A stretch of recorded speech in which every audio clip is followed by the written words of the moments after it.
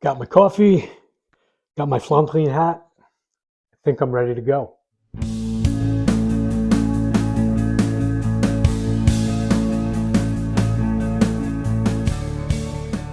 Pro Bike Racing 101 class. This is part one. I'll probably do a couple different parts of this video. Today it's going to be on the classes of races and a little bit of team structure. I want to get too involved today because there's a lot to pro cycling if you don't know. So here in the States, you have two venues to watch pro cycling, HBO Max and Peacock. Peacock is NBC. They own the rights to all of the races owned by ASO, which is the company that owns the tour. So there are some big races that are owned by that company, and NBC has the rights to it. Then there's HBO Max. And on that channel, it's called BR Sports. And it's basically the Eurosport feed from Europe. I believe we're getting it from England. So this year it changed to TNT Sports. And that's the channel that you're going to find all the other bike races. And they cover everything from track racing, cyclocross to all the other big races.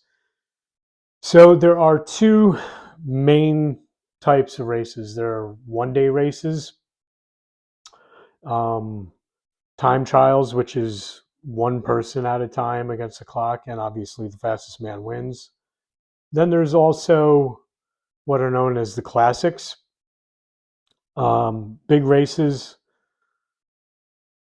great teams, great tactics, and then monuments. Monuments are usually the oldest, the hardest, the longest, anywhere from 250 to 300 kilometers or 155 to around 180 miles. And it's usually the terrain that makes those challenging. There's cobblestones, there's wind, there's small roads, there's gravel, there's hills, mountains. And it's usually the terrain that dictates the style of racing. And for those races, there are different riders that are better suited for some of those races. And we'll go through that in tactics. That'll be another video. So that's the bulk of the season is one-day races. And these are all under the category of the UCI. And the UCI is cycling's governing body. They cover everything cycling, all the rules and all that. Unfortunately, there's politics and everything, and UCI is kind of ahead of that. And they're categorized: bigger races, more money, more eyes on it; smaller races, not as much television coverage, not as big sponsors. So there are all kinds of levels. Most of the levels that you see on TV are usually in the World Tour, and maybe a little bit lower, but that's basically the one-day structure. And then you have stage racing, or which is multi-day racing, anywhere from 3 days, which could have two stages in one day, anything up to a week. Usually that's the stage racing format. And then you have what's called Grand Tours. Grand Tours are 3 weeks long, and there's three big ones. There's the Tour de France, the Vuelta a España, and the Giro d'Italia. So each one of those is a tour of that country, and it's 3 weeks long. Those are usually have the most eyes on them. They're the biggest, the tour being the biggest of them all. For whatever reason, I think one was because it was the first um, big, huge tour that really was 3 weeks, which is a huge undertaking for any event. It's, only rivaled by the Olympics, which are every 4 years, and the tour is every year. So huge races. Within that 3 week race, you have multiple competitions. Need a sip of coffee here. You have what's known as the GC, or the general overall. That's for the rider with the lowest accumulated time throughout the race. And each day it could change depending on how the races go. So the leader is usually distinguished by yellow, red, or pink jersey for the 3 races. There's also the best young rider under 25, which is usually a white jersey, and that goes to the rider with the lowest accumulated time under 25. So they get to wear that jersey while they are in that position. There's also the sprint jersey or points jersey, and each one has their own distinct color. The tour is green, um, and that's the most consistent rider over designated sprint points throughout the race on the road and points at the finish line. So usually, I believe it's the first 25 riders over the line get specified points as you go through. So you can accumulate more points by being consistent up higher, but you don't have to win as much. But it's tactics within the race, and I'll go over that in another video. Then there's King of the Mountains in the tour. It's the polka dot jersey. Again, run the same way as the points jersey, except it's for each mountain. So every hill has a category assigned to it. The lower the number, the more points it's worth. So 4, 3, 2, 1, 1 being the biggest. And then there's the HC, which is uncategorized. It's the longest, hardest climbs, and they acquire the most points.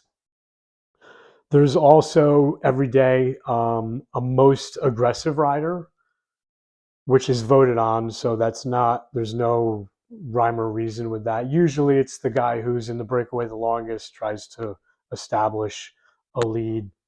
And again, more tactics video. And that's something there's a lot to the tactics. This is just kind of the basics I'm pointing out here. And then some races have a Lanterne Rouge, which is last place. Sometimes there can be a race to be last. Guys are trying to lose time. So, when you're in the list of riders, sometimes it's easier to pick out the last guy than it is anywhere in the middle. And every day there is a time cut in these races. You have to finish within a certain percentage of the winner's time every day. And that is usually based upon their time, the average speed, the weather. There's a bunch of different factors involved. How many are in the field, because you can't eliminate too many people. So that's kind of the breakdown of how stage racing and racing is. There's more to it when you start to watch it and you start to kind of understand, but that's the basics. And those are the couple of different styles of racing that goes on throughout the season. Next, we're going to talk about team structure. Now, team structure is based on the UCI. Again, there are 3 major categories. There's the World Tour, which is the biggest teams with the best riders and the biggest budgets. There's the Pro Tour, which is almost there. Maybe they don't have the best riders, and it's basically by points accumulated throughout the seasons to get to the Pro Tour. And that's every couple of years they have what's called a relegation year, and that's when they move teams around. So there is a fight there to be on that biggest World Tour list. And then there's Continental, which is local, not so big teams, not huge budgets, but they usually get invited or they get a wild card to come into the big races to get themselves up there, to get some more guys that are willing to go on breakaways, get on TV. TV time is huge because your jerseys have your sponsors on them, and the more time you're on TV, the more time your sponsor's name is out there being seen. So again, that's in flux. Usually the World Tour teams stay there, and the lower ones they bump around a little bit. So there is some movement in there every couple of years. The World Tour teams usually have 25 to 30 riders, and at the World Tour level, there are 18 men team and 13 women.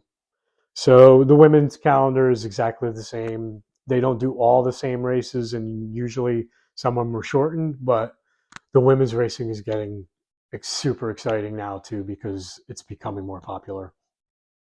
The big teams are the teams that you're always going to see: the UAE Emirates, the Jumbo Visma, Lidl Trek, Alpecin. You're always going to hear those names because those are some of the big ones. There's many more, but there are the big teams that are usually invited to all these races. And in the races, there can be anywhere from 5 to 8 riders, depending on the race, depending on how many teams are invited, depending on what the goals are for the race. They can have anywhere from that 5 to 7 to 9 riders. And sometimes they don't send a full team. There'll be a smaller team. But these teams, because they have so many riders in them, they can do multiple race schedules. So at the same time, they can be at different races that are going on. Pardon me. So within that team that's in the race, there's a leader. Usually he's the designated team leader. He's the one that's there to win the race.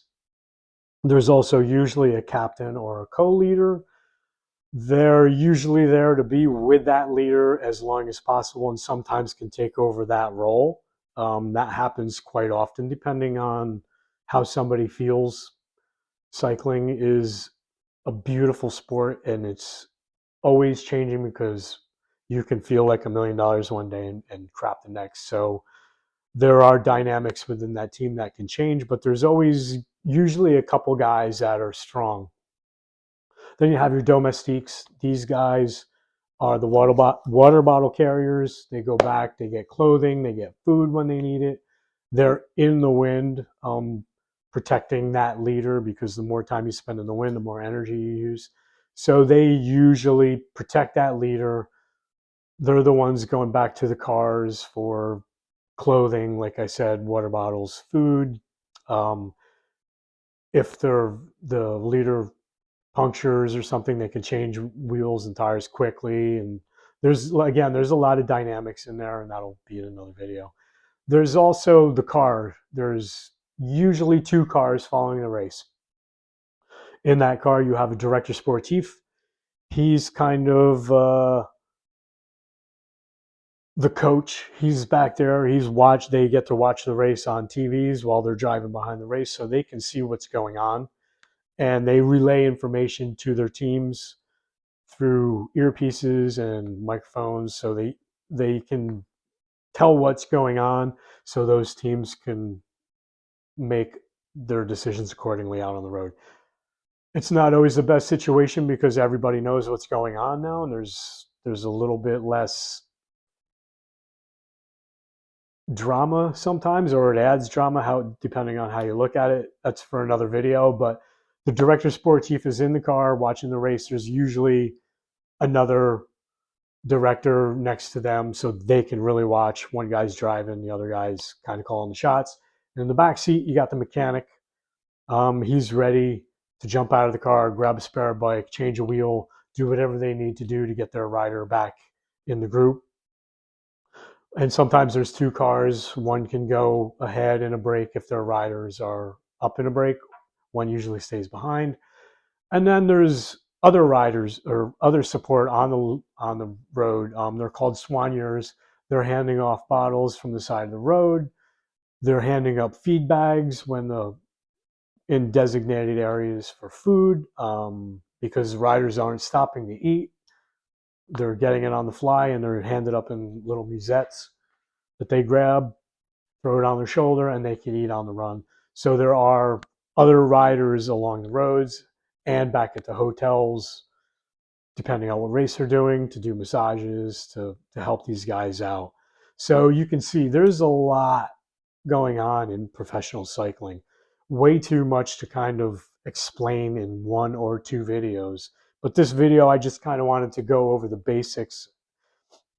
And really, you have to watch and really watch in detail how these guys race, how the races develop, how they flow, that kind of stuff. You kind of learn through the years of watching, and it doesn't take long. It really doesn't if you enjoy it. It's just understanding why there's so many riders on the road, why aren't they all trying to win the race. There's, again, a lot of dynamics and a lot of tactics. So I think in the next video, it's going to be all about tactics, race flow, and some of the technology they use. So, because I know a lot of guys check out in these videos and they're not going to watch a 4-hour video on the insides of bike racing. But I hope this helps a little bit, and I'll see you in the next video where we do talk more about tactics, which is my favorite part of racing. So we'll see you in the next video, guys. Peace.